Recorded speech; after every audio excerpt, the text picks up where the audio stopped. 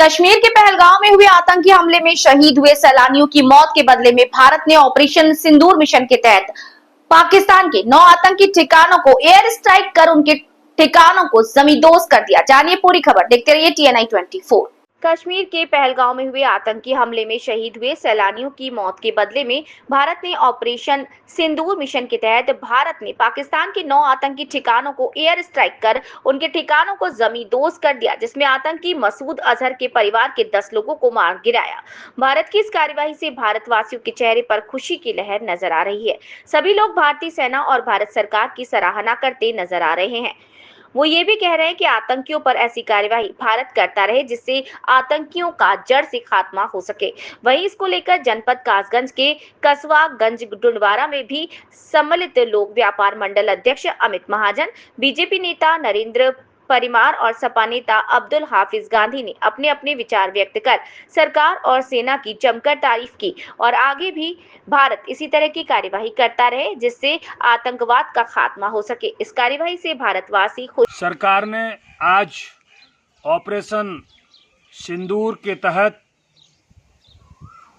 जो पहलगांव में हुए आतंकी हमले के विरोध में कार्रवाई की है, वो सरकार की कार्रवाई बहुत ही सराहनीय है। आतंकवाद को ऐसे ही जवाब देना पड़ेगा, ऐसे ही सरकार को जवाब देना चाहिए, जिसकी हम सभी लोग भूर प्रशंसा करते हैं और सरकार से आशा करते हैं कि ऐसे ही कदम आतंकवाद के विरोध में, आतंकवाद को समाप्त करने के लिए सरकार कदम उठाए और उठाती रहे।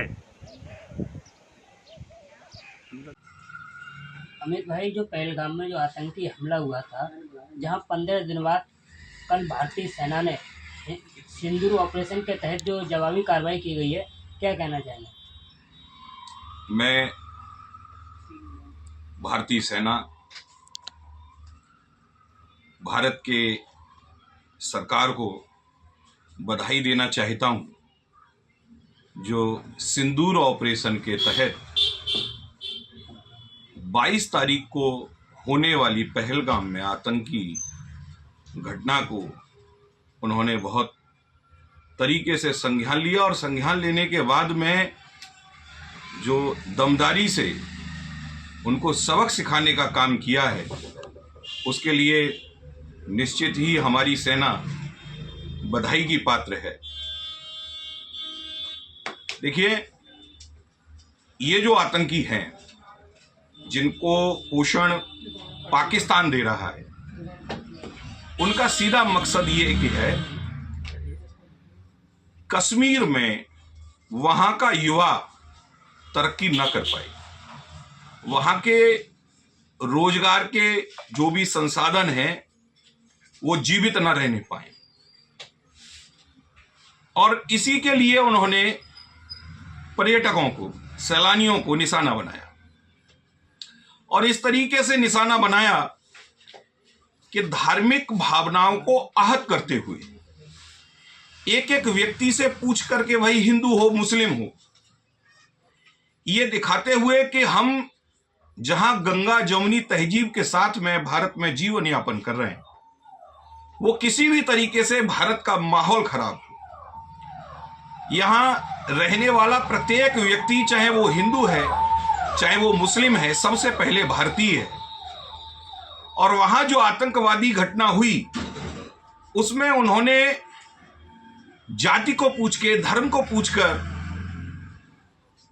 धार्मिक चिन्हों को देखकर उसके बाद में उनकी नरसंहार किया। तो वो किसी मजहब के नहीं हो सकते, वो किसी धर्म के नहीं हो सकते, वो इंसानियत के दुश्मन हैं, वो कश्मीरियत के दुश्मन हैं, वो जमहूरियत के दुश्मन हैं। वहां न उनको कश्मीर के युवा से लगाव है, न कश्मीर से लगाव है, वो केवल और केवल आतंक चाहते, वो कहीं भी अमन और चैन नहीं चाहते।